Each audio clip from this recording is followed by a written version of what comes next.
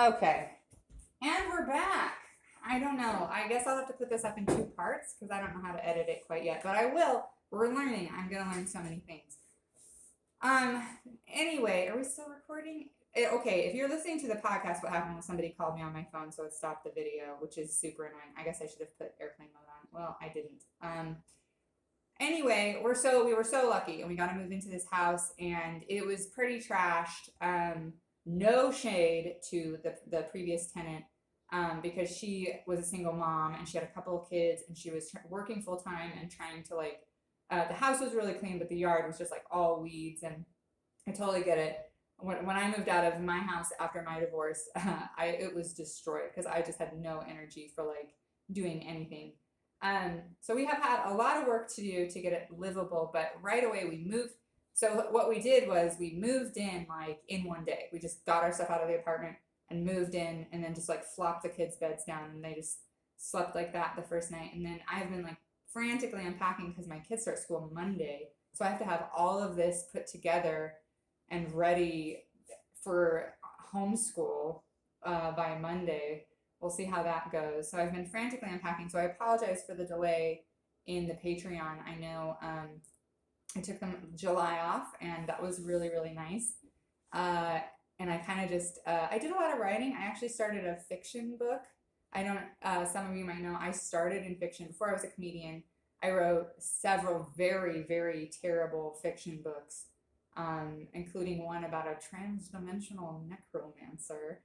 Um, and I really like writing fiction. It's very difficult. It's hard, and comedy is a lot easier for me. So I took the month off. I started a fiction book, and that was sort of fun and interesting. And took the kids to the lake a whole bunch. There's a little pond. It's not a lake. There's a little pond over by Veterans Park here, and I take the kids. We found a secret rope swing, and we did that all month. So thank you very much for the break, and I'm sorry that it's taken me 2 weeks to get back into it, but I've just been unpacking and unpacking and unpacking.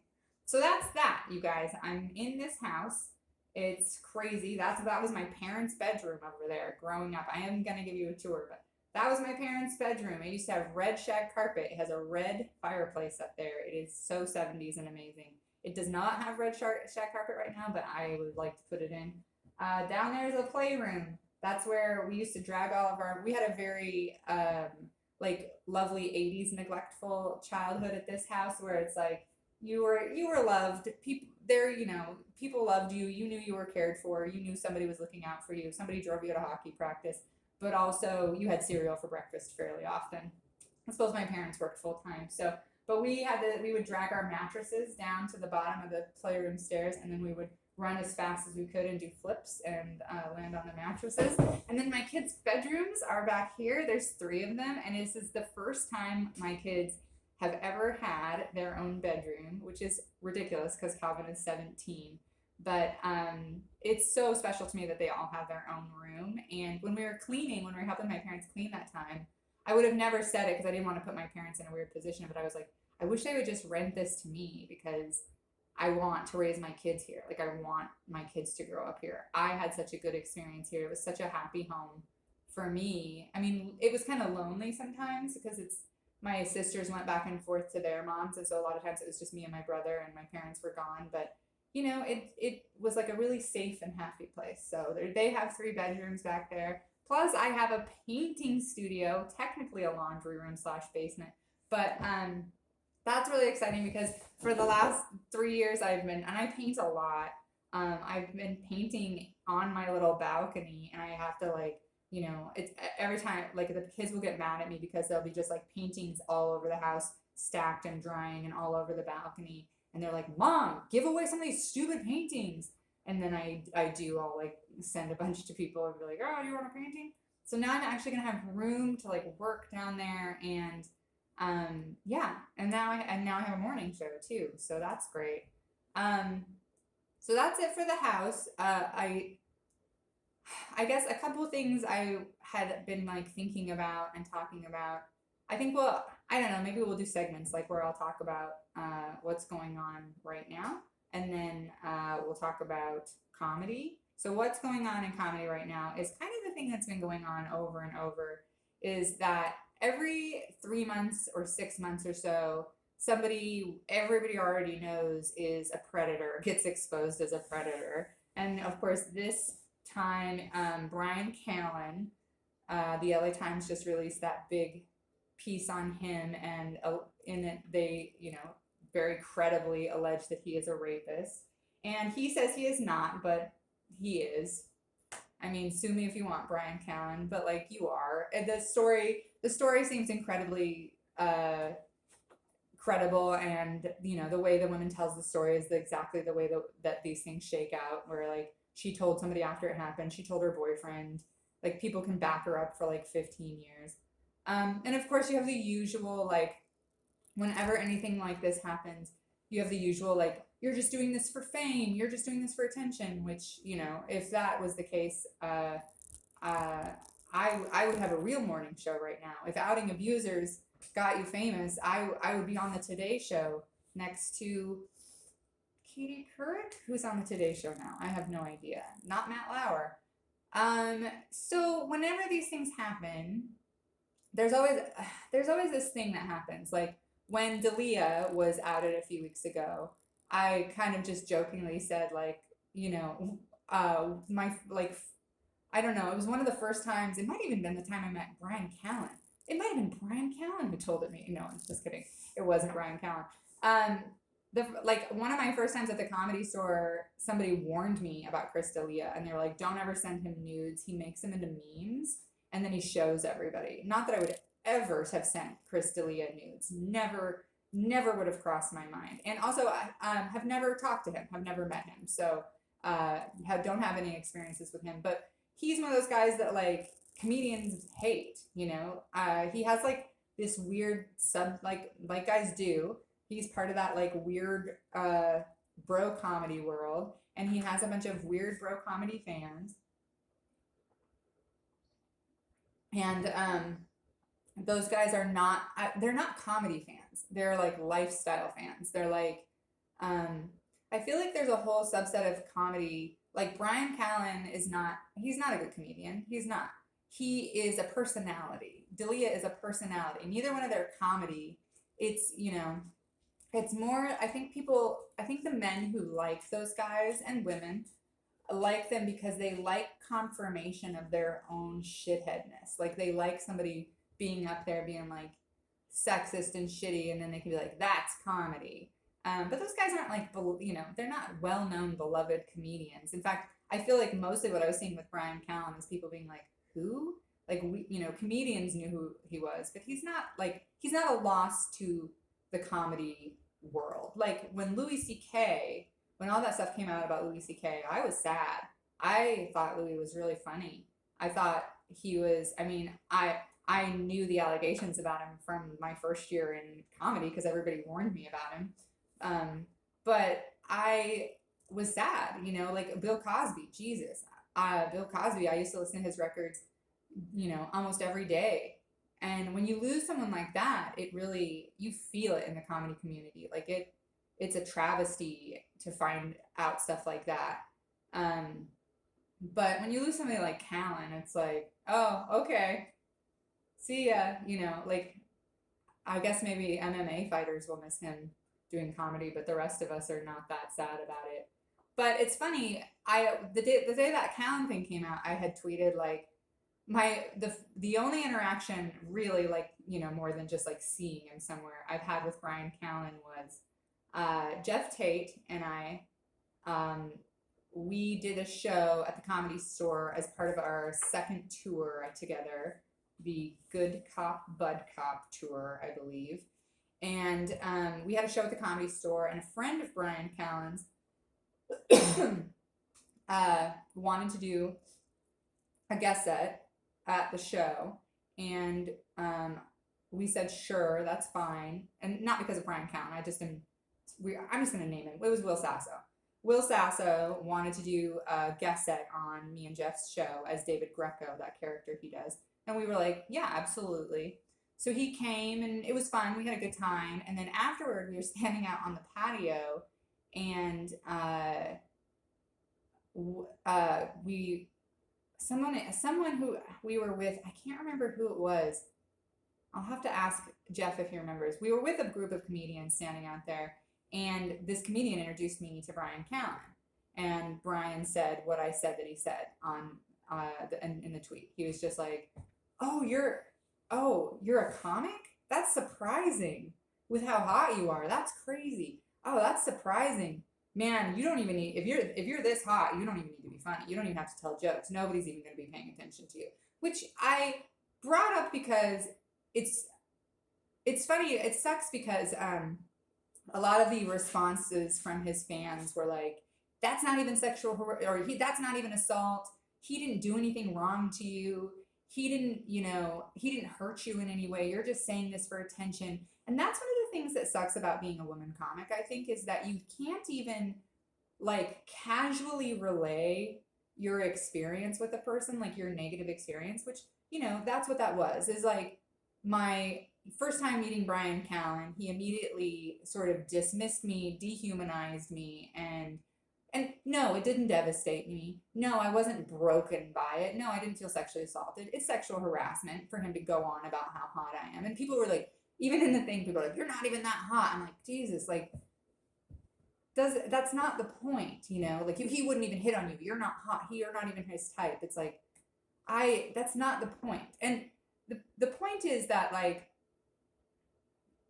here's the point. And I've talked about this other places before, but like being a woman comic sucks because if I was a male comic, I would have met Brian.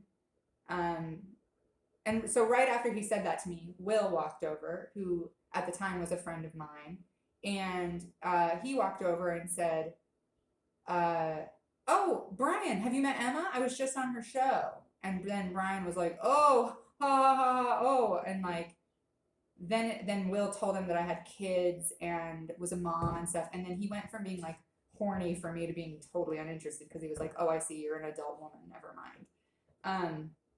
But my point is, like, if I had been a male comic, he would have met me. I would have been like, "Oh, hey, I used to listen to your podcast when you had one with Will," and he would have been like, "Oh, blah blah blah," and we would have talked comedy a little, and then maybe I would have been like, "Oh, Will was just on our show," and we would have been peers. And how you get ahead in this business is a lot of it is through making friends and through hanging out on patios and through I don't even remember the word anymore. I've been off the circuit so long. Could not, networking. That's what the word I'm looking for. Networking. You have to do all this like networking, and like, you make friends with Brian, then he gets you on this podcast, and then you go on that podcast and you get, 1,500 more fans, and then you're able to sell a show in Des Moines, and it's like that's how you make a living. That's how you do these things. And one of the reasons I've struggled so much in this business is because I do not have the ability to do that shit with guys like Brian. Like, I could have, when he said that stuff to me, I was just like, Jesus Christ. And the comic I was with, and I think Jeff also, we were all just like, Jesus fucking Christ, oh my God. And then when Will came over and introduced me, I told him what Brian had said, and he was very embarrassed and like, oh my God, I'm so sorry. And, I could have like laughed it off and been like, "Oh yeah, well, thanks for saying so. Thank you for thinking I'm hot. Oh my God. So you're a comic?" Like I could have done that whole thing, but like I haven't. It's not that I have like made a choice not to do that. I'm just incapable of it. Like I just was like, "Oh, you suck. I hate you." And that was kind of it for me. And for the last, I don't know. I think I might I'm just gonna call myself retired in comedy right now so that I can go ahead and like talk about this stuff and not feel like, oh, this might fuck up my career. Because right now I don't have a career. Right now, this is it. My career is homeschooling. But like, I think it stuff like that sucked because it wasn't just Brian. Like there were whole circles of guys in LA, in New York, in every city you go that like sort of, run things. Like, getting on Rogan for a while was like late night. That would like make your career. And if you could swallow your tongue enough to go do it, you could get on, you would sell merch, you would sell tickets. And I just never could do it. I never could swallow my tongue enough to just gag my way through being treated like shit. And I have done it plenty of times. There's been plenty of times I was, um, it like in DC, I had to go do morning radio at this place in Virginia, and the guy the whole time, every morning show I've ever been on, the guy's always like, "It's crazy you're a mom. You have such a good body. It's crazy." And people think that's a compliment, and it's like, could you just talk to me like a person? Could you just talk to me like a human being? Um, I haven't been able to do that, and I feel like my career suffered quite a bit because I wasn't able. I'm funny, right? You're here. We can agree on that. I feel like that's something that's always leveled against women comedians. Is like, you're not even funny, and it's like, one guy who was so mad at me after the Callan thing, he was like, I watched your special and I listened to all of your albums, and you're not funny. And I was like, well, I mean, I guess if you did your research, if you really dug into, but you listened to 4 albums, it's flies in here. If you listen to 4 albums and there was nothing in there for you, then yeah, sure, I guess so. But like, I'm pretty funny. I feel like I could have had a more successful career than this in a lot of ways, but I chose to stay here in Boise, and I chose not to work with sexual predators, and not just to not work with sexual predators, but they're, in the midst of all this Dalia Brian Callan shit, a lot of stuff has been coming out, like people posting these podcasts, like stuff I think that most of us who are decent human beings aren't listening to or watching. And it's like, it'll be Rogan and then like Callan and then like 3 other comics, and they're like having a hearty laugh about a young girl being raped. And you're like, Jesus Christ, and my issue, my problem is I can't work with the Rogans, I can't work with the Callans, but also it's the guys who are like adjacent. I don't like those guys either. Like Bert Kreischer. Let's name names. Bert Kreischer is so funny. Oh my god, I love Bert's comedy. Before I was a comic, I loved Bert's comedy. I've known who Bert was for 20 years. I think he's so funny. The first time I met him, um, we were on a storytelling thing, and I just thought he was so brilliant. I just thought he was the funniest guy. Nice guy, not a sexual predator. I've never heard a story of Bert cheating on his wife or touching someone inappropriately. But what you do know about Bert is that he is one of these guys who's like a perpetual man child, who like, that's his whole thing, is that his wife takes care of him, and that he hangs out with bad guys and takes his shirt off. And I feel like we've let those guys slide for a long time, Like, we'll call out Brian Callan eventually, and he'll probably face 0 consequences. But like, it's also the fucking Kreischers who, like, on the podcast where they're talking about a child being raped, there's 7 guys, Ari Shafir, and all these guys laughing. Bert's there too. Like, I know Ari's a piece of shit. Ari, you're a piece of shit. I know Brian Callen's a piece of shit. I know Opie and Anthony are pieces of shit. But like, Bert breaks your heart because he's really funny and you love his comedy. As a woman, like for me as a woman comic, it's the Berts that kill me more than the Brian Callens.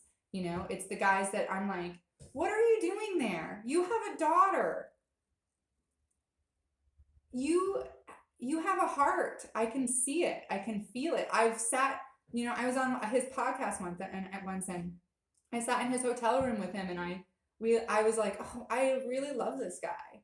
But like, those guys too, I hate those guys. And I hate the guys in comedy who like, they think that they're on my side. They would watch this and be like, yeah, until I call out Bert, and then they're like, too far. And Bert, I'm just calling out because he popped into my head. But there's a billion of you guys, there's a billion of these guys who just like, they're predator adjacent, and they know their friends do this shit. They know their friends are dating teenage girls and preying on women and treating their female peers like complete shit and being racist and homophobic in private. And they just kind of let it slide. And because they want to be part of the patio. They want to be part of the boys club. And honestly, it's funny because like it's not funny, but it almost makes me cry. It really does. When I start thinking about like the times where like I've been on a podcast like Doug Loves Movies, which I know a lot of you are fans of, and I've been the only woman, and we're on a topic that is very sexist. And I know that if I say something, I'm going to deal with weeks of anger from fans, and I'm going to deal with weeks of, I'm not going to get rebooked on that. You know, I'm not going to get, it's, I feel like, and like, or like podcasts where you're like, okay, this podcast that's three dudes had me on, a woman, because they're so chill. They're such good guys. And like, it's fine. Of course it's fine for you and your three boys to do a podcast. Of course it is. It's totally fine. What's not fine is that you guys all think you're feminists and you all think you're really good guys. And then in private, I hear you say some of the most sexist, shitty stuff. But on air, you're such good dudes. You're such good dudes. And then you just treat women like shit. You know, you treat your girlfriends like shit. You treat your female friends like shit. The only women allowed in your circle are the ones that you sexualize. You don't book women. When you do book women, you fucking announce it all over the place and you expect a pat on the back and you expect us all to suck your dick because you booked one woman on your show. It's hard because people will be like, you know, you'll post something about how many bad dudes in comedy there are. And then people will be like, what about this guy? He's a good guy. Probably not. Okay. Don't do that. If I ever, I'm retired. I'm just going to start being a bigger bitch, if you can imagine, than I have been, because it's so heartbreaking and hard to see somebody be like, there's no good dudes in comedy. And then people will be like, what about this guy? And you're like, no, that guy is the worst. That guy, you know, that guy's been completely shitty to several of my friends, and you know, purposely doesn't. I'm gonna smell this blueberry pen for a minute and calm down. I don't know, you guys, and I feel hopeful. I feel hopeful because I feel like there is momentum in the change that we're seeing. You know, that I see like, you know, non-white comics and women comics and gay and trans comics all finally kind of banding together and being like, fine, we'll build our own fucking scene, you know. And that's been happening for like the last 5 years. And that was one of the reasons I did my festivals, because I was like, I do not want to be part of this boys club. I'm going to build this completely other club.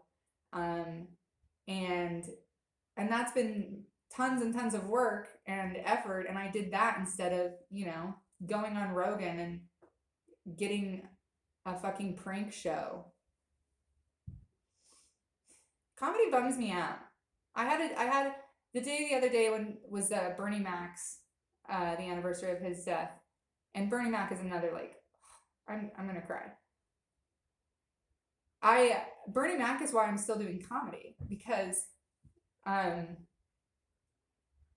was going through this really rough patch, and I was just about to quit because I just felt like I couldn't find my feet on stage. I couldn't find my feet in the green room. I couldn't find my feet on stage. I just, everywhere,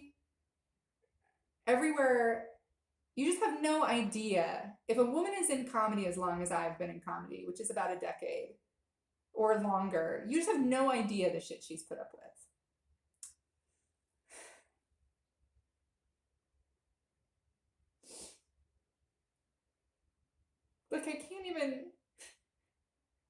Like, I can't even begin to describe the just big and little ways it's been terrible. And, you know, from a Brian Callen comment to being sexually assaulted by a peer, to, you know, meeting some comics at a show and then being like, come over, we're doing a writer's room, and then getting over there and being scared that I was going to be raped, and like one of them making me feel like I couldn't leave, like just, you know, being sexually harassed by idols, people who you're like, oh my god, I get to meet so and so, and then they're disgusting to you. Like, um, it's really difficult. It's been really, really difficult. And I lost my train of thought because I'm too emotional. So whatever.